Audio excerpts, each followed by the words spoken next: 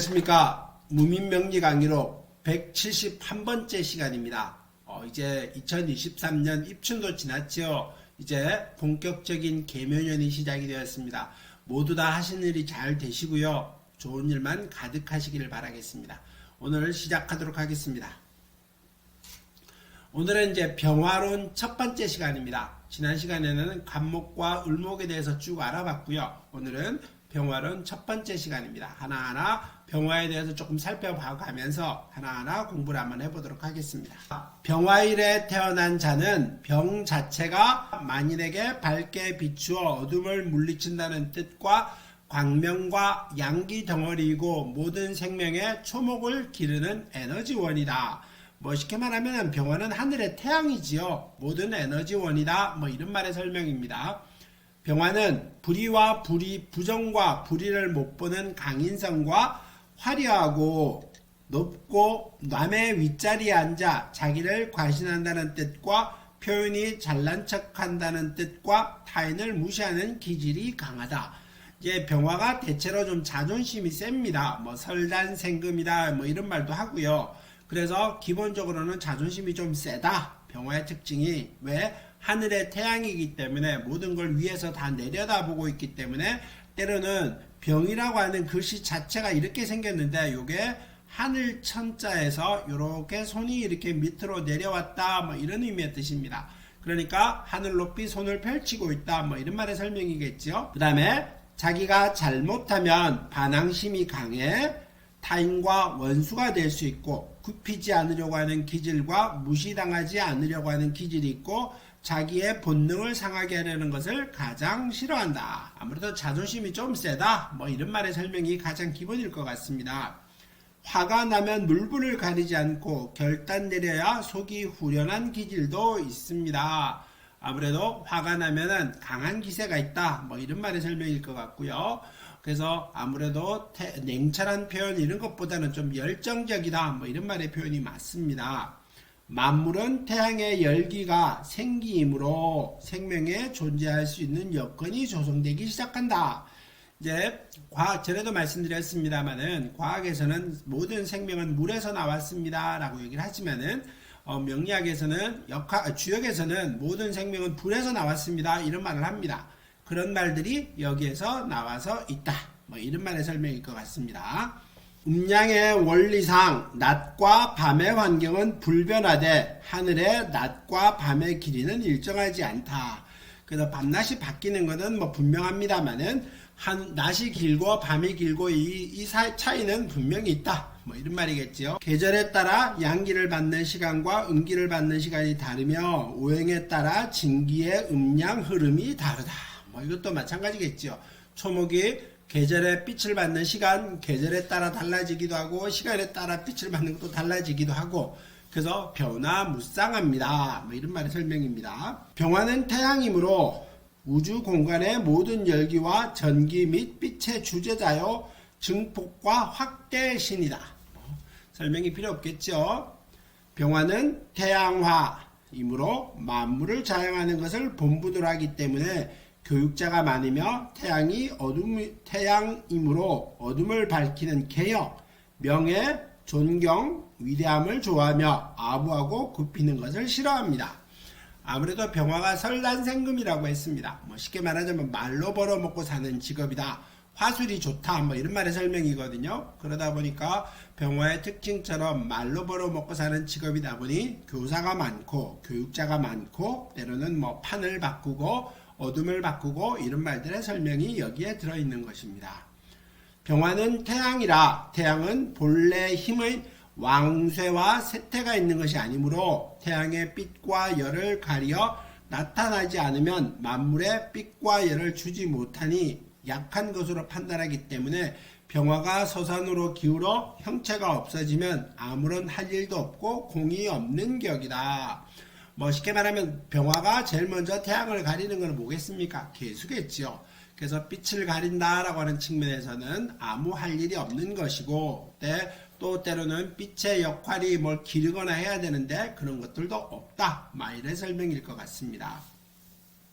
일할 때는 화려하고 아름답고 남의 칭송을 들으나 한번 기울어지면 자취마저 감추어버리게 되니 아무도 찾지 않고 노력도 없으며 결실이 없으니 노후는 자연히 허망하게 될 것이다. 병화는 임과 갑을 용신으로 함의 정격이다. 그래서 임이 있다. 병화한테 임은 관이죠. 이게 되면은 귀격이 됩니다.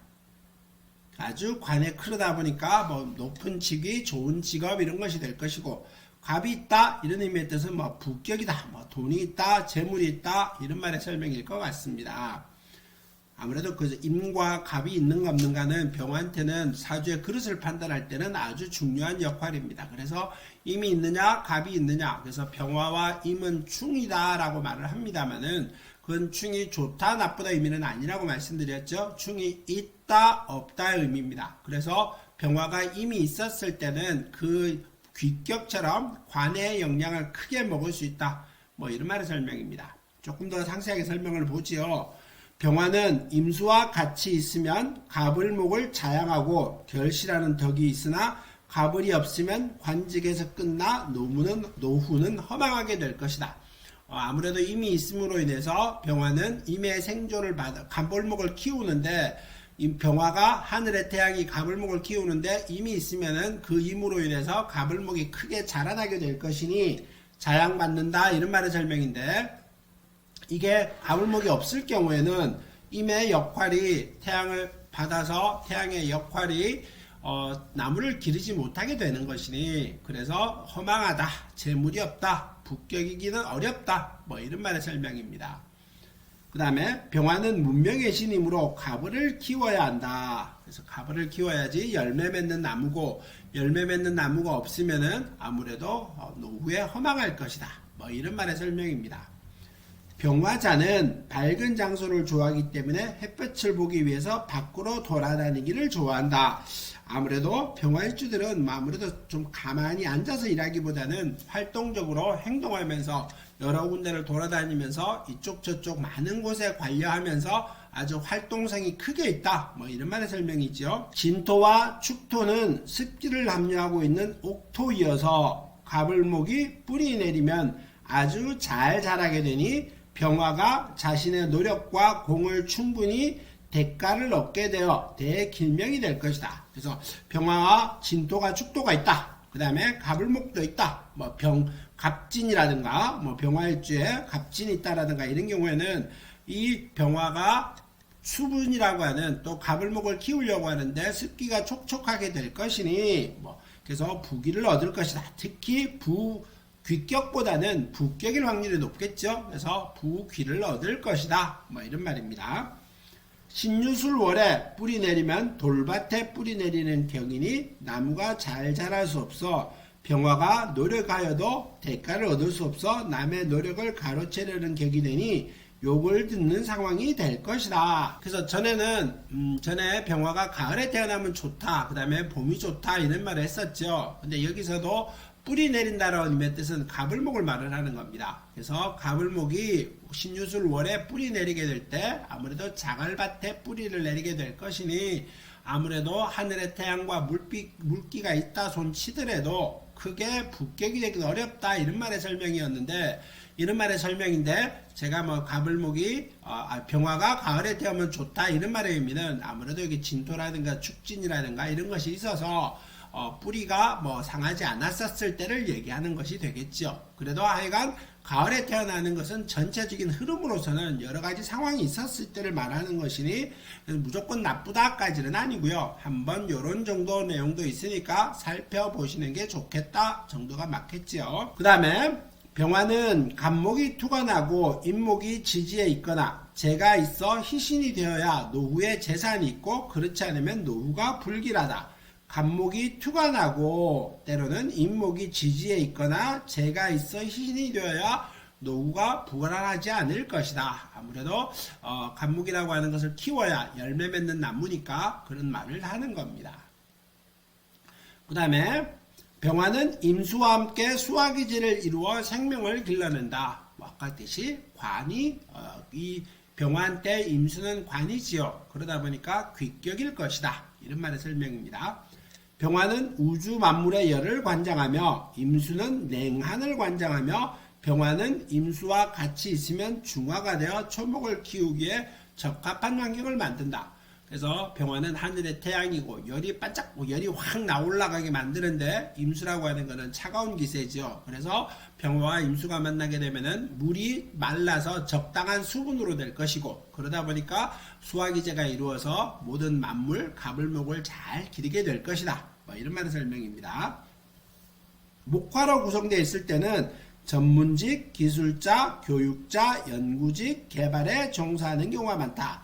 목화통명 얘기했었죠. 전에 제가 한번 목화고 화하고 이기상생격의 기세도 사주를 한번 소개를 했었는데, 그건 아주 강사고 교수고 이런 분이었었는데, 그래서 목화로만 구성되어 있을 때는 전문직이라든가 이런 어떤 남을 가르치는 말로서 벌어먹고 사는 직업 이런 게 좋다. 아주 그런 사람이 많다. 이런 말입니다. 그 다음에 봄일생이 병화일생이 갑을 용신을 하는 자는 봄, 여름에 태어남이 길하다.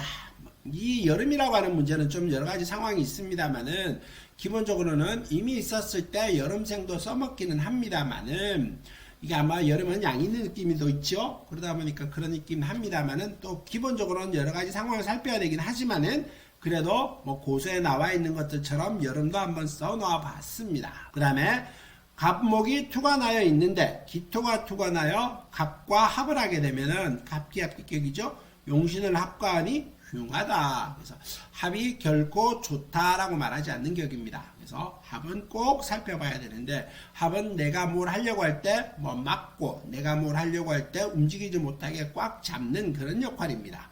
그래서 좋다 이런 말을 하진 않습니다. 그 다음에 운에서 기토가 투가 난 갑목과 합이 되면 용신을 합과하여 불길하니 부모의 재산을 없애거나 자기 잘못으로 손해를 입는 경우가 많다. 그래서 갑목이 성장해 가려고 하는데 이 기토가 갑을 막게 되니까 그 역할을 제대로 못하게 될 것이고, 그래서 썩어버리게 되고 갑목이 기토에 묶여서 썩어버리게 될 것이니 어렵다. 뭐 이런 말의 설명입니다. 그 다음에 병화일주에 임수와 을목이 투가 나면 을목이 물에 잠겨 썩게 된다. 목은 아무래도 을목이 잠겨서 썩게 된다는 의미의 뜻이니까 을목은 아무래도 간이겠죠. 그래서 신경성 병이라든가 어떤 우리가 이제 5대 장기 중에 간을 말하는데 간이 약할 것이다. 뭐 이런 면의 설명도 가능합니다. 을목은 화초에 비유되어 바람에 잘 흔들려 잡기와 노름을 즐기므로 화초는 생명이 짧아 언제든지 시들지 모르게 되므로 약하다. 아무래도 을목이 롱롱타임이란 말은 아니죠. 그래서 을목은 특히 1년생 식물이기 때문에 화려하게 꽃이 피고 용모가 아름답고 사람들 눈에 시선을 끌기는 합니다만은, 임수가 있었을 때 그 을목이 시들게 썩게 될 것이니, 그래서 그 기간이 길게 흘러갈 것이다. 이렇게 말하기는 어렵다. 이런 말입니다. 임갑이 투가 나면 갑목은 많은 곡식, 과일나무에 비유되어 결실이고 부지런하고 의식이 족하다. 이 정도만 되면은 병화일주에 임갑이 투가 냈다. 이런 정도까지만 되면은 아주 살아가는데 크게 어려움이 없을 것이다. 이런 말의 설명이 여기에 나옵니다. 이 정도만 돼도 좋겠죠. 병화일주가 왕한 임계가 천간에 투가 나거나 지지에 암장하였어도 을목이 투가 나면 바람둥이며 심지가 약하고, 또 기토가 투가 나면 천한 바람둥이일 것이다. 이게 아무래도 아까 했듯이 을목이 이 뿌리가 크게 내린 나무는 아니고요. 또 임수라고 하는 게 썩어버릴 확률도 높습니다. 더군다나 기토가 있었을 때 을목은 야생화라고 표현을 했었죠. 그러다 보니까 화려하고 눈에 띄고 유흥의 기질은 있습니다만은 크게 되거나 이렇기는 어렵다. 그래서 천한작용이다. 이런 말의 설명이 여기에 쭉 나옵니다. 을목이 투가 나면 사치하고 옷장사, 디자이너, 예능, 천이나 옷에 관한 일에 좋다. 이런 일이 어울린다. 이런 말이겠죠. 아무래도 을목이 화려하고 눈에 띄고 사람들의 시선을 끌기 때문에 이런 말일 것 같습니다. 병화가 있는 사주는 병화가 귀신이든 용실이든 어느 위치에 있든 빛나는 것을 추구한다. 아무래도 이게 연에 있다, 조상궁, 때로는 월에 있다, 가문 이런 말의 의미니까 그게 있었을 때 빛나는 것을 좋아한다니까 그런 일이 있었을 것이다. 이런 말입니다. 무슨 일주든지 병화가 투관하고 극제당하지 않으면 빛나고 아름다워서 여자가 잘 따른다. 이제 귀신의 역할일 때 요건 좀 다르긴 합니다만은 기본적으로는 병화는 겉으로 드러난 모습이 화려하고 눈에 띄니까 아무래도 사람들의 시선을 집중한다. 뭐 이런 말의 설명일 것 같고요. 다음에 병화가 귀신인 경우에는 오만불손하고 타협하지 않는다는 결점이 있다. 아무래도 하늘의 태양이다 보니 수구린다라든가 이런 기질은 약하겠죠. 화가 사주에 왕성하고 귀신이면 수다꾼이고 희신이면 언변이 좋다. 말이 많다는 의미의 뜻을 좋다와 나쁘다, 귀신과 신의 설명으로 해놓은 겁니다. 병화일주가 잘 어울리면 세상을 밝혀주는 작용을 하며 부정부패를 파헤친다. 그래서 아까 개혁 이런 말을 했었죠. 그 다음에 병화는 무토와 신금을 싫어합니다. 특히 무토는 태양빛이 묻히니까 때로는 신금을 합거해서 신금은 병화를 못 움직이게 만들어버리니 이런 말을 하는 겁니다. 그 다음에 갑을이 천간에 있고 임수가 있으면 갑을을 잘 키울 환경이 완비되어 있는 격이므로 길하다. 병화는 본 임무는 초목을 키우는 데 있어 더욱이 수기가 충만하여 좋은 격이다. 아무래도 병화는 하늘의 태양으로서 가불목 열매 맺는 나무라든가 꽃을 키워야 되는데 임수가 있었을 때는 그 수분으로 인해서 물기를 말려줘서 나무를 키우는데 아주 귀한 역할을 하게 됩니다. 그래서 수기가 중요한데 이게 같이 있었을 때는 부기를 겸하게 되는 겁니다.